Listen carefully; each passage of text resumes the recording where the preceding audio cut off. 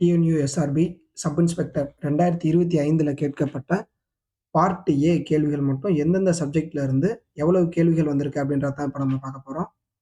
Part ஏல geography 14 கேள்விகள், physics 13, biology 12, economics 11, chemistry 9, polity 7, current affairs 7, general studies 6, history 1. மொத்தம் 80 கேள்விகள் எந்த மாதிரி ஸ்பிளிட் அப்ல கேட்டிருக்காங்க அப்படின்றதான் பார்த்துருக்கோம்.